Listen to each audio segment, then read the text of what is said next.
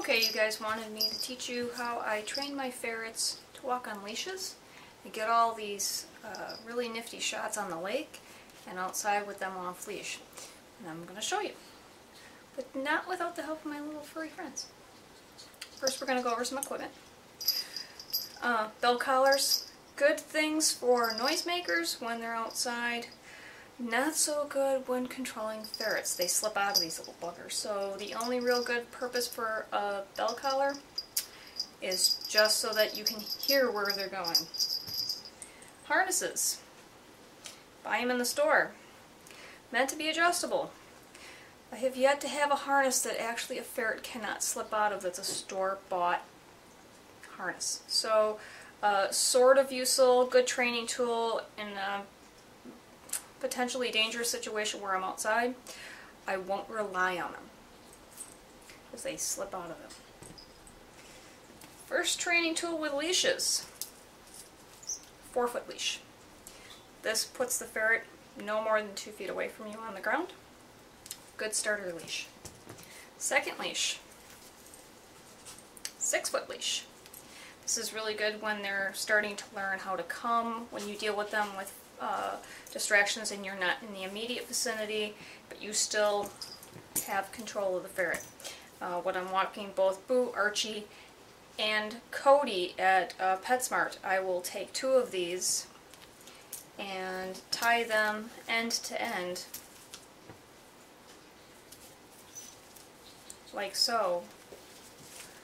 And then we'll hold on to this middle, and the 2 of them can go, coming back and forth, go as they please. For the most part, they do a pretty good job of walking together. The third tool is a small dog 10-foot retracting lead. Wonderful little guy. I love that when I've got the kids out and we're outside. So, let's go over the equipment. As far as putting it on. And the other good thing for immediate beginning training, I know you guys don't like store-bought treats, but we're going to go over this anyway because Archie and Boo, Archie and Boo, thank you. Hello, little Archie. Alright. The kids have the full run of the apartment right now, and Boo is on the other end of the apartment doing Boo things. Okay, so, well-fitted collar. Hi, Boo. Hi, honey. Good boy. And that is the first thing you do want to train the ferrets to do. You do want to teach them their names. This is really important when they're out in the open and they're outside. Treat when they come to their names. Here we go. Okay. Oops. Boo, you dropped your treat. There you go, buddy. So once you teach them their names and everything, you know, when they come to their names, treat them right away. These guys actually don't get that many treats right away, but I do want to show that as an example of, you know, when they come, give them positive reinforcement. You guys can make your homemade treats, or however you choose to treat your ferrets. If it's, I would prefer not to hear people giving things like whipped cream and gummies, but I've heard of it. But they have learned to kind of come real quick to the noise of the rattling bag. Alright, who's first? Boo, you first? Okay. Alright. So this is their equipment. This is Boo's collar. And like I said, these collars are designed to fit these ferrets. Good boy, Boo. Good boy. But the problem is that even a well-fitted collar and a well-fitted harness is still something a ferret can slip out of. So I do not trust these out when I'm out and about in the wild. Okay? So well-fitted harness, well-fitted collar, good ferret. This is not Archie, as you can see. This is Lily. Lily does not go out a whole lot with us on excursions. She's almost 7 now, and was kind of abused and neglected, and so she gets tired really easily and gets scared even easier. She's all full of energy and really wants to go. This is typically what you're used to when you see ferrets when you're getting ready to go take them out. They're all full of energy. They've had their sleeps, and now they want to go. Okay, I'm going to go back. We're going to start with that adjustable harness. Now, this is, again, a store-bought harness, and I don't know if you've noticed, a lot of them are universal, not, you know, one size fits all. So, both of them are as tight as they go. Okay. Lily is a very small-bodied little girl, and I find myself fighting her quite a bit when I have to put her harness on to take her for a walk. Okay, so first off, you'll notice that I have a lot of give in this harness. And twisting around. Now, let's say I've got her in the middle of a pet store and I've got a big dog. Lily, I can't do this. Alright, there we go. Alright, so now she's on her leash. She wants to go. And we've got the moonwalk. And we're bucking, and this is real typical. If you've never had your ferret on a harness, they like to buck, they like to thrash. Oh, you know, we can't get that in the shot. Whoop, easy, Lily. Okay, here we go. One arm out, two arms out. That's why I don't like these harnesses. Okay. Thank you, Lily. Good girl. Such a good girl. You got this ferret on a 10-foot retracting lead, and the next thing you know, you've got a ferret loose and possibly hurt because it went somewhere faster than you could react to it. Alright. Ferret. Harness. New harness. Having had a very, very small ferret myself, I found this works. Slip knot made out of the hasp of the collar, or hasp out of the leash. Head through the hole, like so. We're going to tighten that down so it's tight. Okay.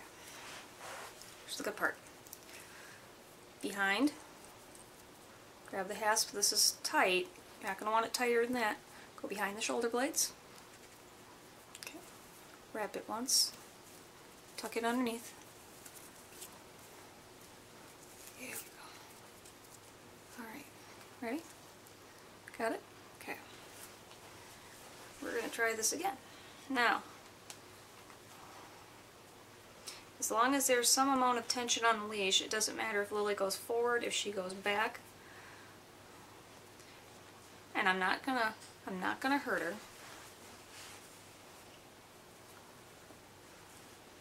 Here we go. Here's that moonwalk I was talking about. She's going backwards, and she's thrashing really good for a little girl. She doesn't get out much on her leash, and this is what you can typically expect when you've got a new ferret. You're not lifting them off the ground. You're doing nothing more than restraining them. And after a while, they get tired. Whoops, come here, good girl. Good girl, easy, good girl. Shh. Whoop, whoop, whoop, whoop. And yeah, see, I mean, this is, if I had her in the store on a store-bought harness, she would have been gone 10 times over already. So how do you take this wildness and go and get them conditioned down to like Archie and Boo? Okay. Don't give in. Be determined. Give positive reinforcement. Okay. Let them wear themselves out. She's not getting hurt. I can still easily loosen and tighten this, but as she pulls on it, it's going to tighten up around her shoulders, and she can't exert more energy than she's giving. So it's not going to tighten up any harder than what she's doing. And all she's going to do is wear herself out. Come on, Ladybug. Come on, sweet pig. Come on, sweet pig. She's not hurting herself. This is not tightening around her neck, despite the fact that there's a slip knot in here. That's a good girl. Okay, good girl. When she comes to me and she needs an uppie, we settle down right away. Okay, she gets that when she's being held, it's a no-nonsense thing. No squirming. We're safe. And she settles right down. Good girl. Good girl. Good job, girl. Good girl. And the minute there's no tension on this leash, it loosens back up. This is going right back to the point where it could fall right off of her. Good girl. Good girl, baby girl. Good girl. Yeah, good girl. You want to get down again? Hmm? You want to get down? No, I don't want to get down. Alright, see? We put her down again. Whoop. I'm not picking her up, she's thrashing. Hi, baby. Good girl. Because when they're in your arms, you don't need the leash. Let it go slack a little bit. You know, don't have it constantly tense like that, and they'll learn that they get a little bit more liberty, but they still need to stand still. This is how you condition them that if they're scared, if they're running, they're not going to get into a safe zone running away from you, they're going to run toward you. They can't achieve a hiding hole, they can't achieve escaping something if they run away. They can achieve safety and security by running toward you and being very calm in your arms. Lily's a very good example of what you wind up starting with, because I don't take her out a lot. She has lots of off-leash time in the apartment and not a whole lot of on-leash time. Alright, one more time. Good. One more time. Alright. But before you take and you work up to the next step with working with animals, be it cats or dogs, and you want to get them acclimated to other animals, you do want to make sure that you can control them on a leash. If I were, hi Bee, hi little Bee, hello little Bee. If I were to take her now into a pet store, the only thing I'm going to achieve is frustration, and she's going to get scared, she's going to have a bad experience. She needs to be more conditioned on a leash when she's out in public, so she's comfortable and she knows that if I put her down, she's not going to be able to go where she wants, but she will be safe. She will always be safe. There you go. Okay. So, I mean, you saw how much she fought and kicked, and you will get that when you're first training them on their leashes. There's nothing that can really avoid that. Okay?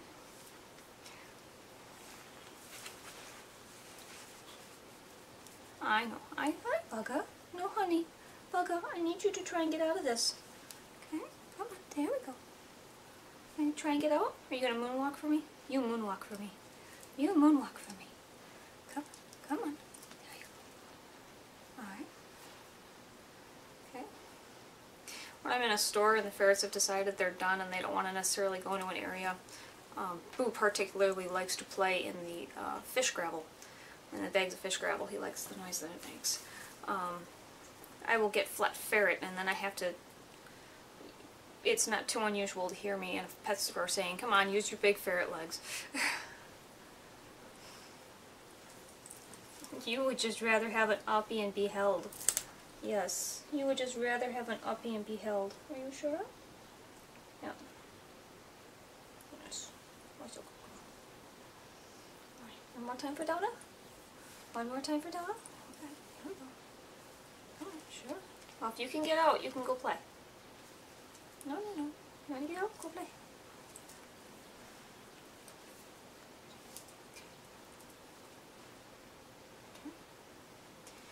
What you're doing when you're not allowing them to go whenever they want is A, you burn off a lot of energy, and B, you're just conditioning to them to, well, this isn't going to get me anywhere. I'm on my leash now. I have to go where Mama says.